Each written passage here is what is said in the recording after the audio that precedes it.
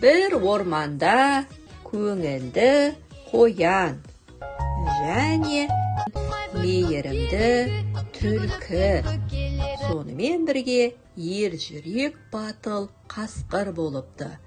Бұл үшеуі бір-бірімен дос екен.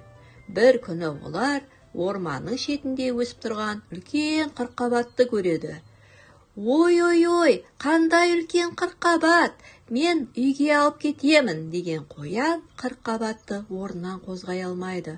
Мен саған көмектесемін деген түлкі де қырыққабатты орнынан қозғай алмайды. Мен батыл ержүрек қасқыр, мен сендерге көмектесемін деген қасқыр да қырыққабатты орнынан қозғай алмайды. Ол қырыққабатқа жалынғандай болып сипай бастайды. Қырыққабатты арқасына қойып көтеріп көреді, бірақ көтере алмады.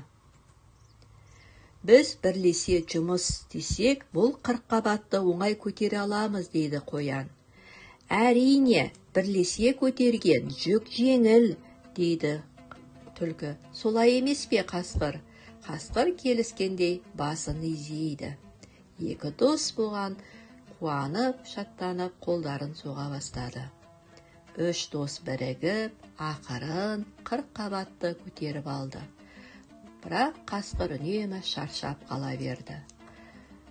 Түлкі болса, қасқыр, сенің күшің бар ғой, шыда деп қасқырға күш берді. Үшеуі орман ішімен қырыққабатты көтеріп, өздерінің үйіне алып келді.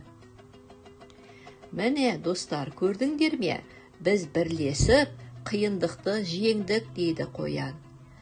Я, достар, біз бірлессек, шешілмейтін, жеңбейтін қиындық болмайды, деп түлкі оны қостады. Еңбектің наны тәтті деген осы екен ғой, деп үшеуі қырыққабатты сүйсініп жей бастады.